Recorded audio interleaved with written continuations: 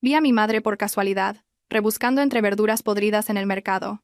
Me quedé paralizada, y cuando le pregunté, «Mamá, ¿qué haces aquí? ¿Qué ha pasado?», me respondió con el rostro pálido de terror. «El coche y la casa que me diste, tu marido y tu suegra me los han quitado, me lo han embargado todo». En ese instante, sentí que la sangre me hervía en las venas. Le dije, «Tranquila, mamá, yo me encargo de todo». Antes de que la historia comience, por favor, escribid en los comentarios desde qué ciudad estáis viendo esta historia. No olvidéis darle a me gusta y suscribiros para que este canal siga creciendo y pueda ofreceros relatos aún más fascinantes. El sol de la mañana aún no pegaba con fuerza cuando Alondra decidió aparcar su coche de lujo en una zona del parking algo alejada de la entrada del mercado municipal. Se ajustó su sencillo pero elegante vestido antes de bajar del vehículo. Aquel día, sin saber muy bien por qué, sintió el impulso de hacer la compra ella misma. Añoraba la comida casera que su madre solía prepararle cuando aún vivían con dificultades. Este mercado era el más grande de la ciudad, un hervidero donde el pulso de la gente corriente latía cada día. El olor a pescado fresco, mezclado con el aroma de la tierra húmeda y las especias, asaltó los sentidos de Alondra en cuanto puso un pie dentro. El suelo, aún mojado por los restos de la lluvia de la noche anterior, la obligaba a caminar con cuidado para no manchar el bajo de su vestido. Pero no sintió ni una pizca de asco. Para ella el mercado era un lugar honesto, muy diferente del mundo de los negocios, lleno de falsedad, en el que se movía a diario. Alondra recorrió el pasillo de los puestos de verduras. Compró unos pimientos, unas mazorcas de maíz dulce y un buen trozo de queso manchego. Las sonrisas amables de los vendedores la reconfortaron. Sin embargo, sus pasos se detuvieron en seco cuando se dirigía hacia la parte trasera del mercado, la zona donde se acumulaban los contenedores con la mercancía que no se había vendido. En un rincón sucio y maloliente, Alondra vio la figura de una mujer mayor, vestida con harapos, rebuscando en un montón de acelgas que ya empezaban a pudrirse. La anciana seleccionaba las hojas que creía que aún podían cocinarse, y las metía en una bolsa de plástico negra y arrugada. El corazón de Alondra dio un vuelco. La postura de aquella mujer, su forma de encorvarse ligeramente, le resultaba terriblemente familiar. Entrecerró los ojos, intentando agudizar la vista entre el bullicio de gente que pasaba a su lado con indiferencia. Cuando la anciana se giró un instante para secarse el sudor de la frente, el corazón de Alondra pareció detenerse. Aquel rostro era el rostro que tanto echaba de menos. Era el rostro de Consuelo, su propia madre. Las piernas le flaquearon, las bolsas de la compra casi se le cayeron de las manos. No podía creer lo que estaba viendo. ¿No se suponía que su madre debía estar viviendo cómodamente en la preciosa casa que le había regalado hacía un año? ¿No tenía un coche y un chofer listos para llevarla a donde quisiera? ¿Por qué estaba ahora en el basurero de un mercado, recogiendo verduras podridas como una mendiga sin familia? Las lágrimas comenzaron a asomar en sus ojos, pero las contuvo con todas sus fuerzas. La sorpresa dio paso a un dolor agudo que le atravesó el pecho. Corrió hacia la anciana, sin importarle ya el barro que ensuciaba sus zapatos. Cuando estuvo a su lado, la llamó con voz temblorosa. Consuelo se giró, sus ojos miopes tratando de enfocar a la joven que tenía delante. Cuando reconoció a su hija, su rostro se tornó blanco como la cera. Un miedo atroz se reflejó en su mirada, como si la hubieran pillado cometiendo un crimen, cuando en realidad era la víctima. Alondra la abrazó con fuerza, sin importarle el olor a basura ni la ropa sucia de su madre. El cuerpo de Consuelo se sentía frágil y delgado, apenas piel y huesos. El llanto de Alondra se rompió en el hombro de su madre. Cuando se calmó un poco, deshizo el abrazo y la miró fijamente a los ojos. Con la voz quebrada por la ira y la tristeza, le preguntó qué había ocurrido. Consuelo bajó la cabeza. Sus manos temblorosas aferraban la bolsa de plástico. Con un hilo de voz y el rostro pálido de miedo, comenzó a contarle que la casa y el coche que Alondra le había dado ya no eran suyos. Se lo habían quitado todo. Se lo habían embargado su marido, Leandro, y su suegra, Gertrudis. Alondra se quedó boquiabierta, como si un rayo la hubiera partido en dos en pleno día. ¿Cómo era posible? Ella enviaba todos los meses una cantidad de dinero más que suficiente para su madre a través de la cuenta de Leandro. Él le había dicho que se encargaría de todas las necesidades de Consuelo para que Alondra pudiera centrarse en su trabajo. Consuelo continuó su relato, entrecortadamente. Una semana después de que Alondra le diera las escrituras de la casa y las llaves del coche, Leandro y Gertrudis aparecieron. La obligaron a firmar unos papeles que no entendía. Le dijeron que eran documentos del impuesto de la propiedad, pero en realidad eran los papeles para el cambio de titularidad. Tras la firma, Gertrudis la echó de la casa, diciendo que la iban a usar para una inversión familiar. Leandro se quedó con el coche con la excusa de que lo necesitaba para sus negocios. Consuelo no se atrevió a decirle nada a Alondra porque Gertrudis la amenazó. «Si le dices una palabra, haré que Leandro se divorcie de ella y su vida será un infierno», le dijo. Por la felicidad de su hija, Consuelo eligió callar y marcharse, viviendo como una vagabunda, alquilando una habitación diminuta en las afueras con las pocas monedas que tenía. La sangre de Alondra hirvió al escuchar aquello. Apretó los puños con tanta fuerza que los nudillos se le pusieron blancos. Se sintió estúpida por haber confiado ciegamente en su marido. Se sintió una mala hija por haber permitido que su madre sufriera para proteger los sentimientos de un esposo y una suegra que resultaron ser lobos con piel de cordero. Le quitó la bolsa de verduras podridas de las manos y la tiró lejos. Le dijo con firmeza que, a partir de ese momento, su madre no volvería a comer basura. Le prometió que lo arreglaría todo. Juró por Dios, que creó el cielo y la tierra, que cada lágrima de su madre sería pagada muy cara por aquellos que la habían herido. Mientras Alondra consolaba a su madre, un sedán de lujo pasó lentamente por la avenida frente al mercado, atascado en el tráfico. Alondra reconoció la matrícula. Era uno de los coches de su empresa, el que Leandro usaba a menudo. Los cristales no eran demasiado oscuros. En un hueco del atasco, pudo ver claramente quién iba dentro. Al volante estaba Leandro, su marido, que siempre decía estar ocupado en reuniones de negocios. A su lado, una mujer joven de pelo largo, Zoraida. Reían a carcajadas. Parecían increíblemente felices. La mano de Leandro acariciaba la de Zoraida. Aquella imagen quemó los últimos restos de duda en el corazón de Alondra. Su marido no solo era un ladrón, sino también un traidor. Rápidamente, tiró de su madre para esconderse detrás de un pilar de hormigón y que Leandro no las viera. No quería una confrontación allí. No quería que Leandro supiera que había encontrado a Consuelo. Si se enteraba, seguramente urdirían otro plan retorcido para cubrir sus huellas. Alondra tenía que jugar con inteligencia. Era una empresaria de éxito, acostumbrada a la competencia despiadada, y ahora usaría esa habilidad para castigar a su marido y a su suegra. Sacó su móvil y marcó un número de su total confianza. Llamó a Fabián, su abogado y asesor de negocios. Con voz fría y serena, le pidió que preparara un lugar seguro para su madre y que comenzara a investigar todos los activos que Leandro había transferido fraudulentamente. Condujo a Consuelo hacia su coche, tratándola como a una reina, abriéndole la puerta y ayudándola a sentarse en el cómodo asiento. Dentro, le limpió las lágrimas de las mejillas con una toallita húmeda. Vio las manos de su madre, ásperas y llenas de arañazos. Le dolió el alma, pero su determinación era inquebrantable. Se acabó la Alondra dócil e ingenua. A partir de ese día, se convertiría en la peor pesadilla de Leandro y Gertrudis. Miró a su madre y le dijo con suavidad, pero con firmeza, que se tranquilizara, que recuperaría todo lo que era suyo, y mucho más. En su mente, comenzó a tejer un plan que no implicaba violencia física, sino una trampa financiera que les haría arrepentirse toda la vida de haber jugado con fuego. El trayecto hacia el lugar seguro fue silencioso, pero cargado de emociones. Consuelo aún parecía en shock, como si no pudiera creer que su sufrimiento por fin hubiera salido a la luz. Alondra le sostuvo la mano durante todo el camino, transmitiéndole su fuerza. En su cabeza, el guión de la venganza empezaba a tomar forma. No los confrontaría directamente. Sería demasiado fácil. Los dejaría volar alto con su codicia, para luego hacerlos caer justo cuando creyeran tenerlo todo. Alondra arrancó el motor, y el coche se alejó lentamente, dejando atrás el mercado que había sido testigo mudo del desgarrador reencuentro entre una madre y una hija, separadas por la maldad de sus seres más cercanos. Tras asegurarse de que Consuelo estaba a salvo en un apartamento seguro, vigilado por gente de confianza de Fabián, Alondra regresó a su lujosa casa. Se detuvo un instante frente a la imponente verja, respirando hondo varias veces. Tenía que transformar su rostro. La rabia, el asco y el odio que bullían en su pecho debían quedar sepultados bajo la máscara de la esposa sumisa y abnegada. Esta era la parte más difícil de su plan. Tenía que actuar como si nada hubiera pasado, como si no acabara de ver a su madre recogiendo basura o a su marido besándose con otra mujer. Entró en la casa con una sonrisa que había ensayado en el espejo retrovisor del coche.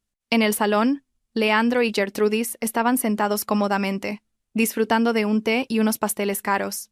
La televisión emitía un programa de cotilleos. La escena contrastaba brutalmente con el estado de su madre, hambrienta, apenas unas horas antes. Gertrudis vio llegar a Alondra y de inmediato compuso una expresión de falsa dulzura.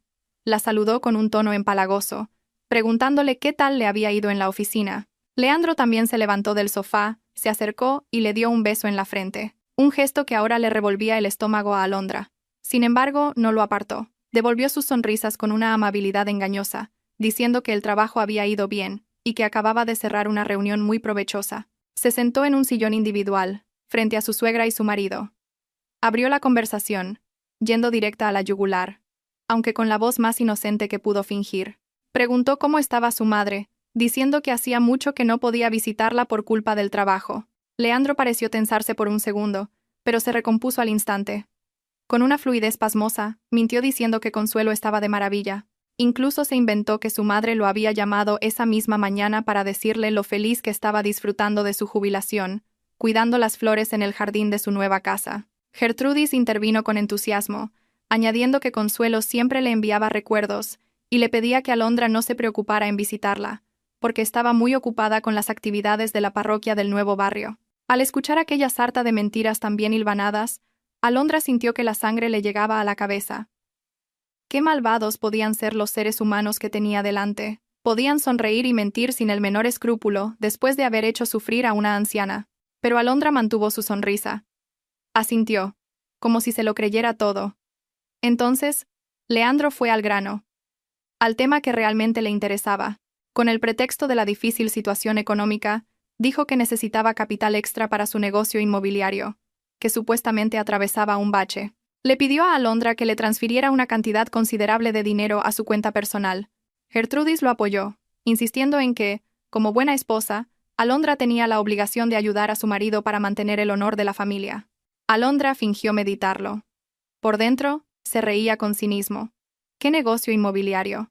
Sabía que los negocios de Leandro eran solo una tapadera para su holgazanería. Ese dinero, sin duda, sería para derrocharlo con Zoraida y para pagar las deudas de su ostentoso estilo de vida. Sin embargo, aceptó la petición. Dijo que prepararía el dinero, pero que necesitaba un par de días para liquidar un depósito a plazo fijo. Los rostros de Leandro y Gertrudis se iluminaron. Se miraron con una expresión de victoria, creyendo que Alondra seguía siendo la vaca tonta a la que podían ordeñar a su antojo. Alondra se excusó para subir a su habitación a ducharse y descansar, dejándolos celebrar su efímera victoria. Esa noche, cuando Leandro ya dormía profundamente, roncando con fuerza, Alondra se levantó en silencio. Cogió el maletín de Leandro, que estaba tirado de cualquier manera sobre el tocador. Con sumo cuidado, lo abrió y revisó su contenido. Encontró un fajo de facturas de tarjetas de crédito sin pagar, recibos de las cuotas de un coche de lujo a nombre de otra persona y, lo más doloroso, encontró la escritura original de la casa que le había comprado a su madre. La escritura ya tenía un nuevo propietario, Gertrudis. El cambio de nombre se había hecho, o bien falsificando la firma de Consuelo, o bien bajo coacción el día que la echaron. Alondra fotografió todos los documentos como prueba. También encontró un papel con anotaciones de deudas a prestamistas, con unos intereses desorbitados. Resulta que el lujoso estilo de vida de Leandro y Gertrudis se sostenía sobre una montaña de deudas, y contaban con el patrimonio de Alondra para tapar los agujeros. A la mañana siguiente, Alondra se reunió con Fabián en su despacho. El abogado le entregó un informe completo, resultado de una investigación express que había realizado durante la noche. El informe confirmaba que Leandro tenía una amante llamada Zoraida, que vivía en un apartamento de lujo. El alquiler de dicho apartamento se pagaba con dinero desviado de la empresa de Alondra, camuflado como gastos de una nueva sucursal. Fabián también le dio una noticia aún más alarmante. La casa de Consuelo, ahora en manos de Gertrudis, ya estaba en una lista de venta privada para cubrir una deuda urgente de Leandro con un prestamista. Solo quedaban 48 horas antes de que la casa pasara a manos de un tercero despiadado. Si eso ocurría, sería mucho más difícil recuperarla. Alondra miró a Fabián con una mirada afilada y calculadora. Se dio cuenta de que no podía esperar más. Tenía que acelerar su plan. Le pidió a Fabián que redactara el borrador de un contrato de negocios trampa. El acuerdo debía parecer increíblemente atractivo, como si Alondra fuera a otorgarles a Leandro y a Gertrudis altos cargos en su empresa, con sueldos fantásticos y todo tipo de lujos. Pero, escondidas en el contrato, debían figurar cláusulas redactadas en un lenguaje jurídico enrevesado. La esencia de esas cláusulas era que los firmantes asumirían toda la responsabilidad por las deudas de una empresa ficticia y cederían la totalidad de sus bienes personales como garantía irrevocable. Alondra quería que le devolvieran lo que le habían robado voluntariamente, sin que ellos se dieran cuenta. Fabián, que entendía perfectamente la jugada de Alondra, aceptó la petición con una leve sonrisa. Admiraba la serenidad de Alondra al enfrentarse a la tormenta de su matrimonio, Le prometió que el documento estaría listo esa misma tarde. Alondra volvió a casa con una nueva estrategia. Por el camino se detuvo en una joyería, no para comprar, sino para recoger una réplica de alta calidad. Tenía un plan para cebar la codicia de Gertrudis y bajar aún más su guardia. Al llegar a casa, vio a Gertrudis gritándole a la empleada del hogar por una nimiedad. Se acercó a su suegra y le entregó una caja de joyería que contenía un broche de diamantes de imitación, pero que parecía auténtico y carísimo. Gertrudis dejó de gritar al instante al ver el brillo de las gemas. Sus ojos se abrieron de par en par, llenos de codicia. Alondra le dijo que era un pequeño regalo por haber cuidado de Leandro y por rezar por el éxito de Alondra. Gertrudis lo aceptó con júbilo, corriendo a mirarse al espejo sin pronunciar un agradecimiento sincero. Leandro, al ver a su madre tan contenta, también se acercó. Fue entonces cuando Alondra lanzó su cebo principal. Con rostro serio pero entusiasta, les dijo que su empresa acababa de ganar la licitación de un proyecto nacional valorado en cientos de millones de euros. Quería compartir esa bendición nombrando a Leandro director general y a Gertrudis presidenta del consejo de una nueva filial que gestionaría el proyecto. Al oír las palabras director general, presidenta y la cifra de cientos de millones, Leandro y Gertrudis picaron el anzuelo como si no hubiera un mañana. Sus egos se inflaron como globos. Leandro ya se imaginaba como un gran jefe, respetado por todos. Gertrudis se veía a sí misma como una gran dama, presumiendo ante sus amigas del club social. Se tragaron el cebo entero, sin masticar. Preguntaron cuándo sería la toma de posesión.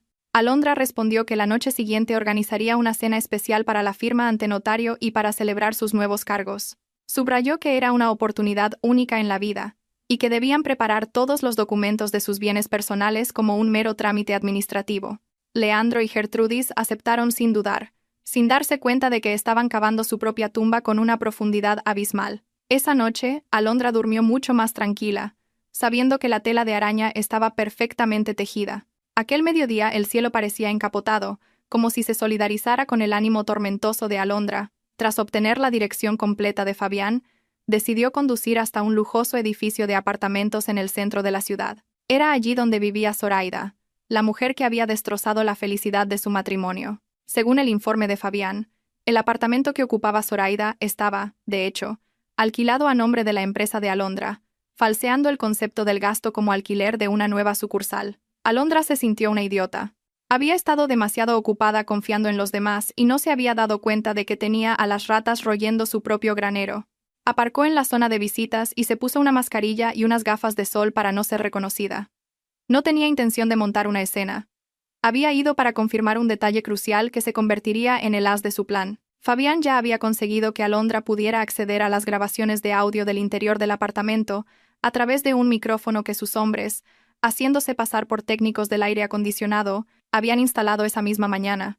Se sentó en el interior de su coche insonorizado y se colocó los auriculares. El corazón le latía con fuerza mientras encendía el receptor. Unos segundos de estática dieron paso a una conversación nítida. Era la voz de Leandro. Se quejaba de lo cansado que estaba. Decía que fingir delante de Alondra era cada día más agotador, que ella era demasiado lista y empezaba a hacer demasiadas preguntas sobre las finanzas. Una voz femenina respondió con un tono meloso y un punto petulante. Tenía que ser Zoraida. Zoraida le metía prisa a Leandro para que se divorciara de Alondra de una vez. Decía que estaba harta de vivir escondida como si fuera mercancía robada. Quería presentarse en público como la esposa de Leandro y disfrutar de su fortuna sin tener que ocultarse. Leandro intentó calmarla con promesas vacías, asegurándole que muy pronto todos los bienes de Alondra pasarían a manos de su madre, Gertrudis, para que su posición legal fuera segura antes de presentar la demanda de divorcio. Pero lo que hizo que la sangre de Alondra se helara en las venas fue el plan diabólico que discutieron a continuación. Zoraida sugirió que Leandro comenzara a echarle una droga en la bebida a Alondra cada noche. Mencionó un tipo de sedante de alta dosis que podía hacer que una persona perdiera la concentración, tuviera alucinaciones y poco a poco pareciera que sufría un trastorno mental. El objetivo era perverso. Si Alondra era declarada incapacitada o con una depresión severa, la gestión de todos los activos de la empresa y los bienes gananciales podría recaer en Leandro como su tutor legal. Alondra agarró el volante con fuerza. No podía creer que su marido fuera capaz de tanta maldad. Aquel plan no solo buscaba robarle su patrimonio, sino destruir su vida y su cordura por completo. Una lágrima de rabia rodó por su mejilla, pero se la secó de inmediato. No podía permitirse ser débil. La grabación de aquella conversación se estaba guardando automáticamente en la nube, accesible para ella y para Fabián. La conversación continuó. Se oyeron los pasos de Leandro despidiéndose. Tenía que volver a casa para que Alondra no sospechara. Tras el sonido de la puerta al cerrarse, hubo un breve silencio. Alondra pensó que Zoraida se iría a descansar, pero de repente sonó un teléfono. Zoraida contestó. Su tono de voz cambió por completo. Ahora era firme y frío. Nada que ver con la voz mimada que usaba con Leandro. Hablaba con alguien al otro lado de la línea, diciéndole que su plan marchaba sobre ruedas. Dijo que el idiota de Leandro se creía a pies juntillas que el hijo que esperaba era suyo. Alondra contuvo el aliento. Un nuevo hecho salía a la luz. Zoraida estaba embarazada, y el bebé no era de Leandro. Zoraida soltó una risa maliciosa, diciendo que Leandro era solo un puente para conseguir el dinero, y que el padre biológico del bebé era otro, quien, al parecer, también estaba esperando su parte del botín. Esa información era un arma nuclear para Alondra. Leandro, que se creía el más listo por engañar a su esposa, estaba siendo engañado de la forma más burda por su propia amante. Estaba dispuesto a echar a su suegra a la calle y a traicionar a su mujer por una mujer que ni siquiera le era fiel. Alondra sintió una mezcla de asco y lástima por la estupidez de su marido. Apagó el dispositivo de escucha, sintiendo que ya había oído suficiente basura por un día. Se quitó la mascarilla y las gafas, y se miró en el espejo retrovisor. Su rostro parecía cansado, pero su mirada era afilada y llena de determinación. Se prometió a sí misma que dejaría que Leandro supiera la verdad sobre Zoraida en el último momento, cuando ya no le quedara absolutamente nada, para que su dolor fuera completo. Condujo su coche, abandonando aquel lujoso edificio de apartamentos. Su mente ahora estaba centrada en el siguiente paso. Tenía que protegerse inmediatamente del plan de la droga. A partir de esa noche, no bebería ni comería nada preparado por Leandro o por el personal de la casa que pudiera haber sido sobornado, a menos que viera el proceso de preparación o lo hiciera ella misma. También cambiaría todas las bebidas de su habitación por unas nuevas que compraría y guardaría en un lugar secreto. Llamó a Fabián para informarle de que tenía la grabación con el plan criminal y la verdad sobre el embarazo de Zoraida. Al otro lado del teléfono, Fabián sonaba furioso, pero le recordó a Alondra que mantuviera la calma y se ciñera al plan. El siguiente acto estaba a punto de comenzar, y sería la trampa más satisfactoria de todas. Al llegar a la oficina, no se puso a trabajar de inmediato. Se sentó en su sillón de dirección, contemplando la ciudad a través del ventanal. Recordó el rostro de su madre, Consuelo, aterrorizada en el mercado. Ese dolor se convirtió en el combustible que la hacía más fuerte. Llamó a su secretaria y le pidió que le trajera los expedientes de la empresa fantasma que el equipo legal de Fabián había preparado. Se trataba de una sociedad instrumental, una empresa vacía creada para parecer solvente, pero que en realidad tenía un pasivo, unas deudas legalmente contraídas, enormes, diseñadas para estrategias de negocio específicas.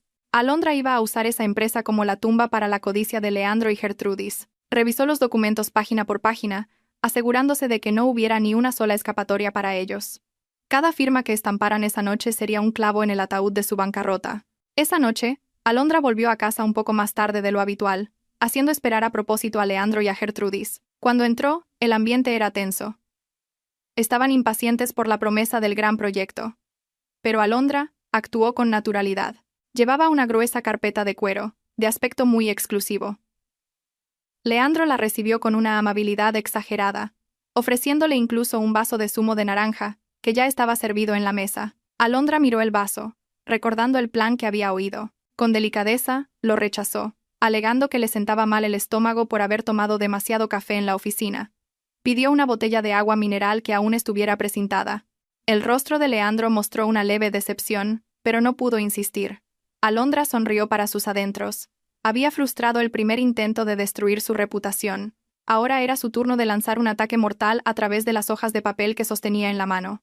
El ambiente en el comedor esa noche estaba diseñado para parecer formal, pero acogedor. El candelabro de cristal del techo brillaba con intensidad, reflejando su luz en la costosa vajilla de porcelana que rara vez se usaba. Gertrudis, sentada a la cabecera de la mesa con la barbilla bien alta y luciendo el broche de diamantes de imitación que Alondra le había regalado, ya se sentía como una gran dama. Leandro, a su derecha, llevaba su mejor camisa, intentando aparentar la dignidad de un joven ejecutivo. Alondra se sentó frente a ellos, serena y dueña de la situación. Colocó la gruesa carpeta de cuero en el centro de la mesa, convirtiéndola en el foco de todas las miradas.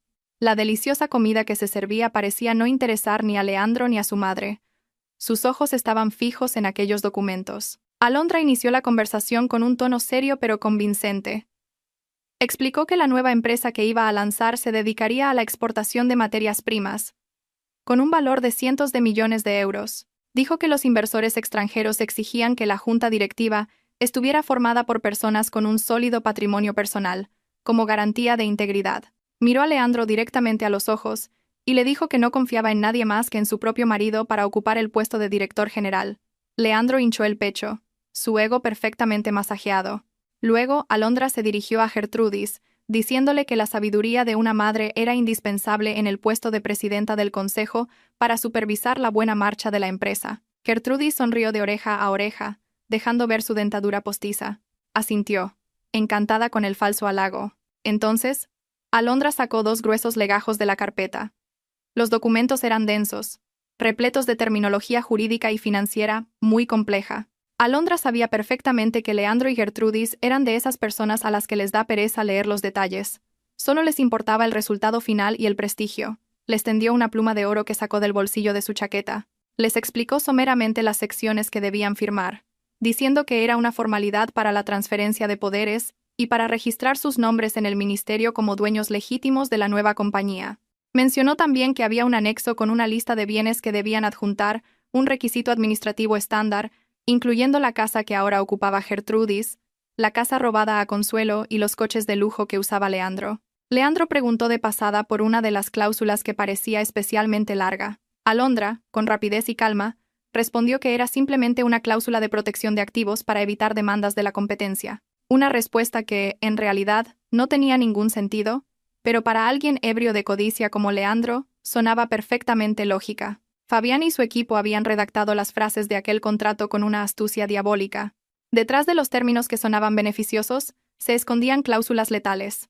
Esas cláusulas estipulaban que los firmantes, en este caso, el director general y la presidenta, aceptaban asumir la totalidad de la deuda preexistente de la empresa y garantizaban dicha deuda con todos sus bienes personales, sin excepción, en caso de que la empresa no pudiera pagar. Y de hecho, la empresa fantasma ya había sido configurada por el sistema financiero de Alondra para entrar en suspensión de pagos en cuestión de días. Sin leer una palabra más, Leandro agarró la pluma de oro. Su mano derecha estampó rápidamente su firma sobre el timbre del Estado. Firmó hoja tras hoja con entusiasmo, como si estuviera firmando un certificado de riqueza, cuando en realidad estaba firmando su propia sentencia de pobreza. Cuando Leandro terminó, le tocó el turno a Gertrudis. La anciana ni siquiera preguntó. Solo quiso saber dónde estaba el recuadro para la firma de la presidenta. Con aires de suficiencia, Gertrudis trazó su firma. El sonido del roce de la pluma sobre el papel, en el silencio de la noche, fue como una sinfonía de victoria para los oídos de Alondra. Cada trazo de tinta era la venganza por cada lágrima que Consuelo había derramado en el mercado. Una vez que todos los documentos estuvieron firmados, Alondra los revisó. Su rostro permaneció impasible, ocultando la satisfacción que le explotaba en el pecho. Cerró la carpeta con firmeza, como si estuviera sellando el destino de su marido y su suegra en su interior. Dijo que llevaría los documentos al notario a primera hora de la mañana para agilizar los trámites legales y que los fondos de inversión pudieran liberarse cuanto antes. Leandro y Gertrudis vitorearon de alegría. Incluso se abrazaron, celebrando el brillante futuro que imaginaban. Leandro ya pensaba en comprarse un deportivo nuevo, mientras que Gertrudis planeaba reformar la casa robada para que fuera aún más lujosa y presumir ante sus vecinas. Alondra se despidió de la mesa con la excusa de que tenía que preparar una presentación para los inversores al día siguiente. Al llegar a su habitación, cerró la puerta con llave. Se apoyó contra la madera, soltando un largo suspiro. Las piernas le temblaban después de la tensión de la farsa. Cogió su móvil, fotografió los documentos firmados y se los envió a Fabián. Un breve mensaje acompañaba la foto. Los peces están en la red. Tira. Fabián respondió al instante con el icono de un pulgar hacia arriba. A partir del día siguiente, el mecanismo legal se activaría automáticamente. La empresa fantasma recibiría el requerimiento de pago de sus deudas por parte de unos acreedores que en realidad estaban indirectamente afiliados a Alondra, y como la empresa no tenía fondos, la garantía de los bienes personales de sus administradores sería ejecutada de inmediato. Esa noche, por primera vez en semanas, Alondra durmió profundamente. Mientras tanto, en la habitación de al lado, Leandro llamaba a Zoraida, eufórico, contándole que ya era oficialmente un gran jefe. Zoraida, al otro lado, lo colmaba de elogios.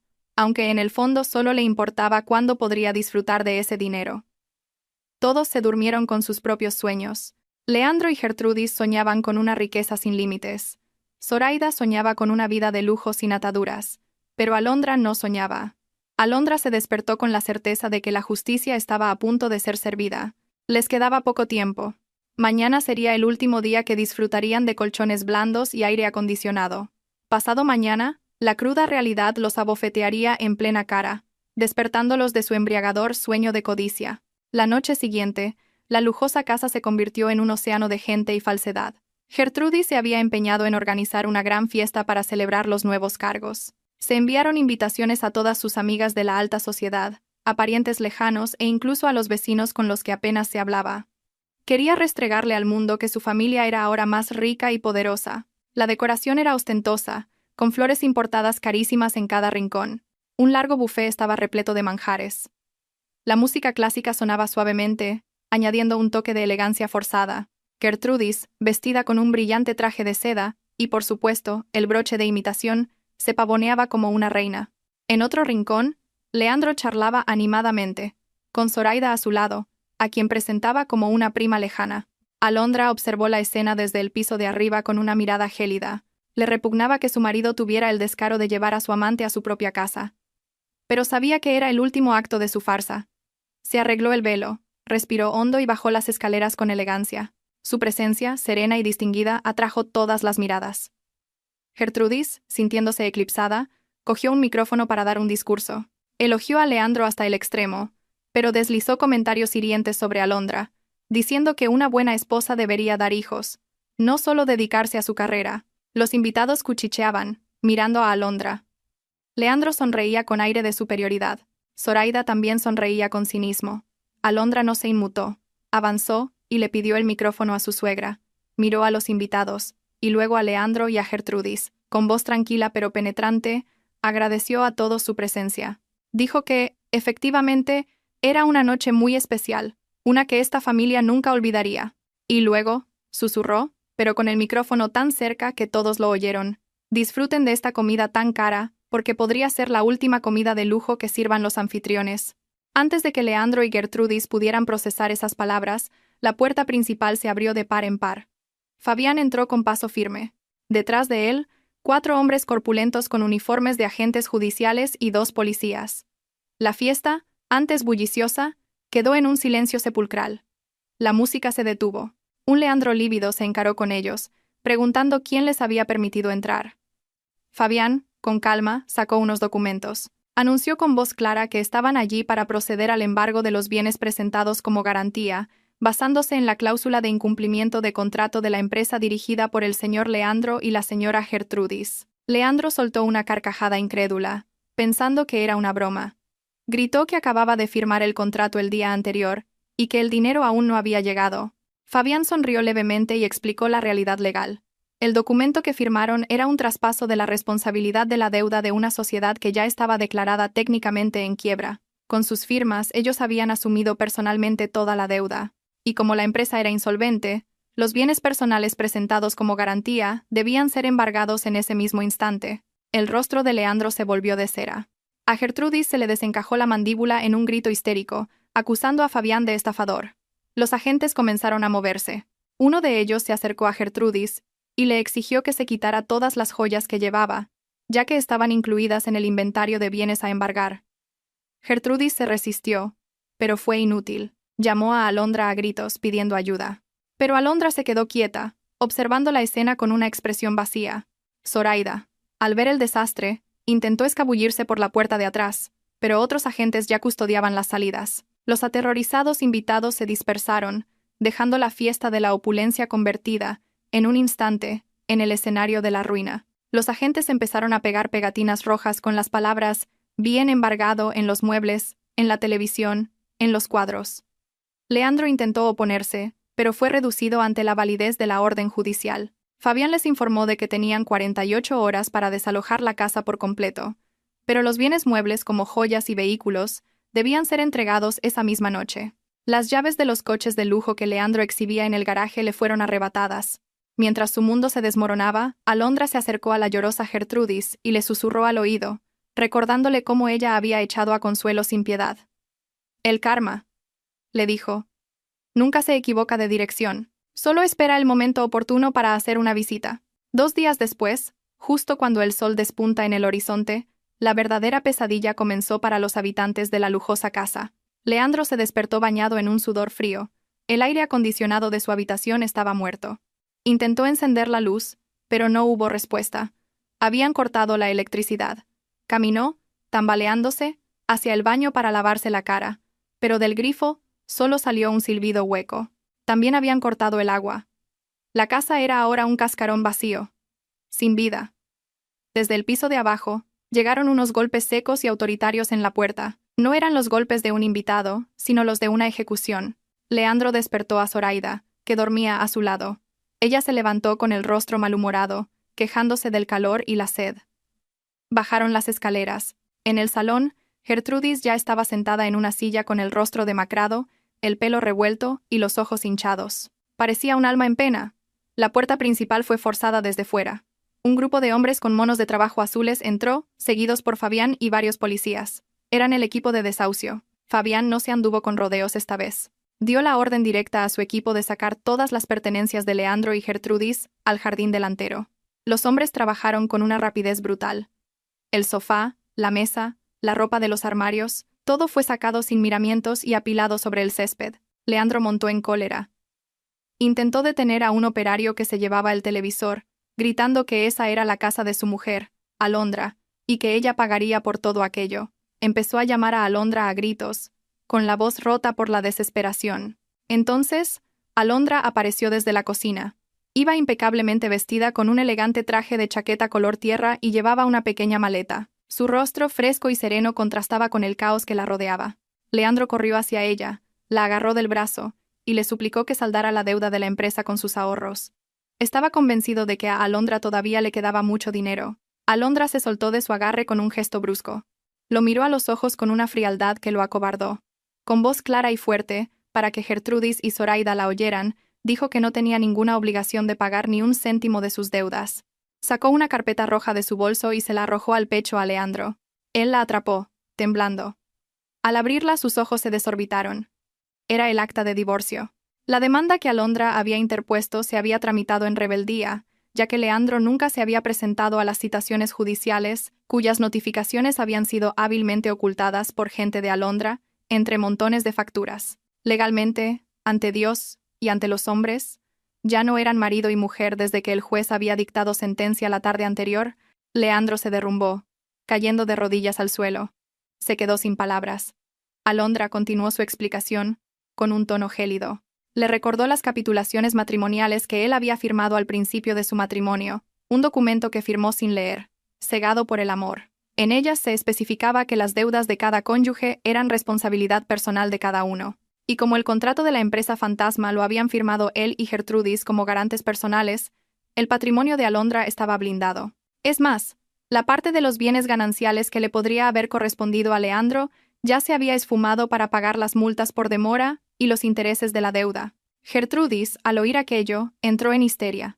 Se arrastró hasta Alondra, suplicando clemencia. Le dijo que era una anciana, su suegra, y que merecía respeto. Alondra se inclinó, mirando a la mujer que una vez fue tan arrogante. Le recordó las palabras con las que Gertrudis había insultado a Consuelo, llamándola parásita y muerta de hambre. Ahora, dijo Alondra, la parásita sin anfitrión es usted. Hizo una seña a Fabián. Él se adelantó y reveló el último y más demoledor dato. Les informó de que aquella lujosa casa, en realidad, había sido vendida en una subasta privada del banco hacía una semana, porque Leandro llevaba 2 años sin pagar el impuesto sobre bienes inmuebles, y la compradora, la nueva y legítima propietaria, era una inversora de cierta edad. Justo en ese momento, un coche modesto se detuvo frente a la verja abierta. La puerta se abrió y de él bajó Consuelo. La madre de Alondra, la que fue obligada a rebuscar en la basura, apareció con ropa limpia y un rostro radiante. Fabián señaló a Consuelo y dijo: «Ella es la nueva propietaria». Consuelo había recomprado la casa usando los ahorros secretos que había acumulado durante décadas, fruto de la herencia de unas tierras de sus antepasados que acababa de vender a muy buen precio. El dinero que siempre había guardado para el futuro de Alondra y de sus nietos. Leandro y Gertrudis la miraron boquiabiertos, incrédulos. La mujer a la que habían humillado y pisoteado tenía ahora en sus manos la escritura de la casa que había sido su refugio. Consuelo caminó lentamente por el jardín que una vez fue suyo. Miró a su exconsuegra, Gertrudis, con una mezcla de pena y firmeza. No dijo ni una palabra ofensiva, solo dijo en voz baja que iba a limpiar la casa de toda la energía negativa. Pidió a los operarios que se aseguraran de sacar hasta la última de las pertenencias de Leandro y Gertrudis. No quería que quedara ni rastro de su maldad en el futuro hogar de su hija. Zoraida, dándose cuenta de que la situación era insalvable, cogió discretamente su bolso e intentó escabullirse. Alondra la vio, pero la dejó ir. Sabía que el destino de Zoraida no sería mejor, sin dinero, embarazada de otro y sin un lugar a donde ir. Finalmente, Leandro y Gertrudis se encontraron de pie en la acera, frente a la imponente casa. Su ropa estaba metida de cualquier manera en grandes bolsas de basura negras. No tenían carteras. Sus tarjetas habían sido bloqueadas. El sol pegaba con fuerza. Los vecinos empezaron a salir de sus casas para observar el humillante espectáculo. Los cuchicheos eran puñales. ¿No son esos los nuevos ricos tan arrogantes? ¿Los echan? Leandro agachó la cabeza. La vergüenza era insoportable. Alondra salió por la verja y se colocó al lado de su madre. Miró a su exmarido y a su exsuegra por última vez.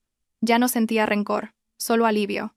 Lentamente, cerró la alta verja de hierro. El sonido metálico del cerrojo marcó el fin de su relación para siempre. Leandro y Gertrudis estaban ahora completamente solos en un mundo cruel, sintiendo lo mismo que sintió Consuelo. Pero con una diferencia. Ellos no tenían a nadie que los fuera a ayudar. Leandro, Gertrudis y Zoraida caminaron sin rumbo fijo tras ser expulsados. Su aspecto era deplorable. El sol de la tarde les caía a plomo. El hambre empezó a hacer estragos. Llevaban casi 24 horas sin probar bocado. No tenían ni un céntimo. Sus móviles habían sido confiscados. Finalmente, sus pasos los llevaron frente al edificio de oficinas de Alondra. La torre de cristal se alzaba, majestuosa. Intentaron entrar en el vestíbulo, pero el guardia de seguridad, que reconoció a Leandro, les bloqueó el paso. Las órdenes eran claras. Terminaron sentados en la acera, junto a la salida del aparcamiento, esperando la compasión de Alondra. Poco después, un sedán negro y reluciente salió del garaje. Era el coche de Alondra. Leandro se abalanzó sobre él. El coche frenó bruscamente. La ventanilla trasera bajó lentamente. Dentro, Alondra, con el rostro fresco y sereno. A su lado, Consuelo, con aspecto saludable y tranquilo. La diferencia entre los de dentro y los de fuera era un abismo. El trío rodeó la ventanilla. El olor a sudor y suciedad de sus cuerpos debió de invadir el perfumado habitáculo. Leandro empezó a suplicar. Con la voz rota. Pidió perdón, dijo que había sido un error, que cambiaría. Gertrudis se unió a las súplicas, llorando a lágrima viva, diciendo que era una anciana enferma. Zoraida, normalmente tan altiva, agachó la cabeza, esperando que Alondra les lanzara algunos billetes. Alondra los escuchó sin pestañear. Cuando terminaron, sonrió levemente. Dijo que había oído sus quejas sobre el hambre. Cogió algo del suelo del coche. Una gran bolsa de plástico negra, bien atada. Los ojos de Leandro y Gertrudis brillaron, pensando que contenía comida o dinero. Alondra le entregó la bolsa a Leandro. Él la cogió con manos temblorosas. «Aquí tenéis vuestra comida», dijo Alondra en voz baja pero firme. «Un menú especial, exactamente el mismo que obligasteis a comer a mi madre durante meses». Con el corazón en un puño, Leandro desató el nudo. Al instante, un hedor nauseabundo se escapó de la bolsa, golpeándoles en la cara. Dentro no había dinero, ni bocadillos. Había restos de verduras podridas y viscosas, acelgas deshechas, tomates aplastados que soltaban un líquido agrio, hojas amarillentas recogidas de la basura del mercado. Leandro se quedó sin aliento, con el estómago revuelto. Miró a Alondra, incrédulo. Gertrudis se tapó la nariz, gritando de asco. Zoraida apartó la cara, conteniendo las ganas de vomitar. Alondra los miró fijamente y dijo: «Eso es lo que comía mi madre mientras vosotros disfrutabais de chuletones en restaurantes de lujo. Ahora, probadlo. Comed lo que habéis sembrado». Sin esperar respuesta, subió la ventanilla. El chófer pisó el acelerador, dejando a Leandro petrificado, sosteniendo la bolsa de basura. El humo del tubo de escape les dio en la cara, como el broche final a una humillación perfecta. Leandro estrelló la bolsa contra el asfalto, y su contenido se desparramó. Gritó de frustración, maldiciendo a Alondra, pero su voz se perdió en el estruendo del tráfico. El hambre en sus estómagos se agudizó, mezclada ahora con un dolor moral insoportable. El karma era real, y su sabor era mucho más amargo que la hiel.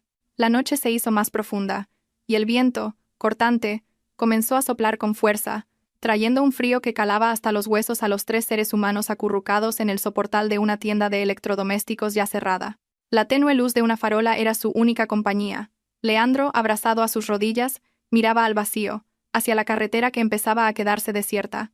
El estómago le dolía, retorciéndose por el hambre. Gertrudis yacía sobre un cartón que habían encontrado en un contenedor. Su cuerpo anciano temblaba de frío, y no dejaba de gemir el nombre de su hijo, pidiendo una manta que no existía.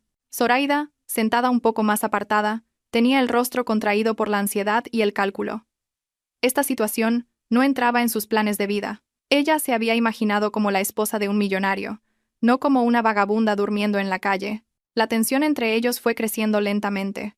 El hambre y la desesperación convirtieron sus emociones en un polvorín. Todo empezó con un comentario sarcástico de Zoraida sobre la incompetencia de Leandro para gestionar los documentos de la empresa, a lo que él respondió con un grito destemplado.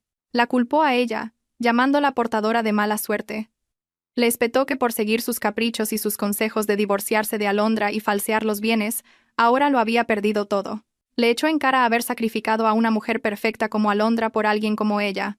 Y este era el resultado. El eco de su pelea rompió el silencio de la noche, pero a nadie le importó. Zoraida, harta de ser la culpable, finalmente explotó. Se puso en pie y miró a Leandro con un desprecio que él nunca antes había visto. Hasta ahora, siempre había fingido ser dulce y melosa, pero esa noche, la máscara se cayó por completo. Soltó una carcajada cínica, un sonido que a Leandro le pareció espeluznante. Le dijo a voz en grito que era el hombre más estúpido que había conocido en su vida. Y entonces, reveló el gran secreto que había guardado con tanto celo. Dijo que nunca lo había querido, ni por un segundo. Se había acercado a él únicamente por su dinero, y porque era parte de un trabajo.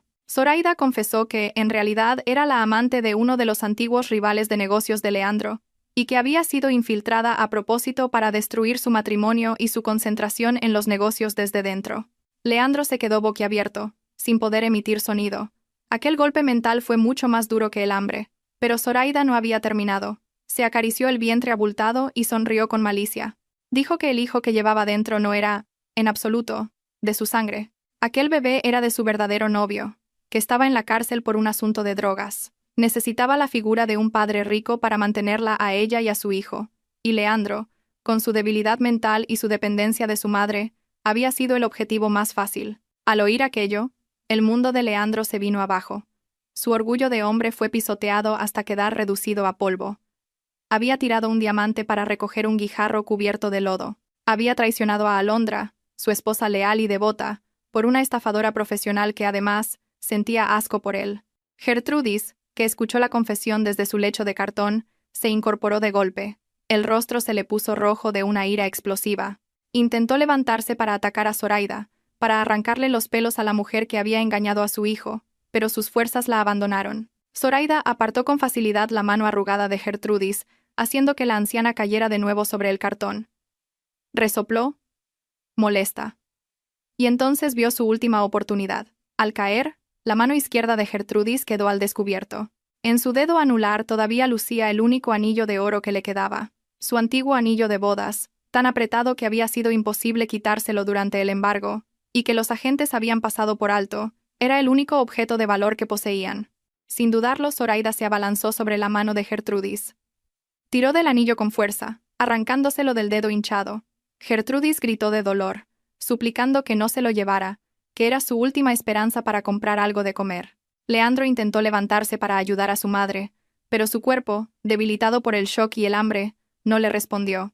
Con una crueldad infinita, Zoraida escupió sobre la mano de Gertrudis tras conseguir el anillo. Dijo que ese anillo era su paga por haber aguantado a Leandro durante todo ese tiempo. Añadió que no estaba dispuesta a seguir siendo una vagabunda junto a un par de perdedores. Con el anillo en la mano, podría venderlo en el mercado negro a la mañana siguiente y comprar un billete de autobús para largarse a otra ciudad, para empezar una nueva estafa. Se dio la vuelta y se alejó en la oscuridad de la noche, sin mirar atrás. Leandro solo pudo ver cómo su silueta se desvanecía, llevándose consigo los últimos vestigios de su dignidad. El sonido de los pasos de Zoraida se perdió al doblar la esquina, dejando tras de sí un silencio sobrecogedor. Leandro se arrastró hasta su madre. Gertrudis seguía sollozando, sujetándose el dedo, que sangraba por el tirón. De repente su respiración se volvió entrecortada.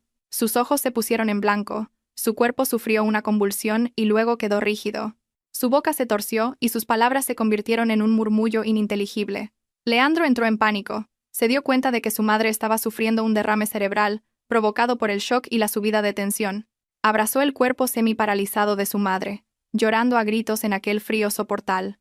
Gritó pidiendo ayuda, pero las calles estaban desiertas. No había médicos, ni medicinas, ni una ambulancia que fuera a recoger a un pobre sin identidad en mitad de la noche. Leandro sintió por fin la impotencia absoluta. Recordó cómo había dejado que Consuelo enfermara sin medicinas, cómo se había reído de la pobreza de otros. Ahora, bajo la pálida luz de la luna, abrazaba a su madre, intentando darle calor mientras maldecía su estupidez y sus pecados imperdonables. Las lágrimas de arrepentimiento corrían por sus mejillas, pero ya no podían cambiar el hecho de que habían tocado fondo, destrozados, sin que quedara nada. Un año había transcurrido desde que la tormenta arrasara la vida de Alondra. El tiempo había traído consigo cambios profundos. El negocio de Alondra era ahora un imperio que se expandía internacionalmente. Su nombre era sinónimo de éxito, una de las empresarias más influyentes y respetadas, conocida por su fortaleza y su humildad. Su aspecto, más sereno y elegante, reflejaba la paz interior que había encontrado. Ya no había rastro de tristeza en su rostro. Su relación con Fabián también había florecido.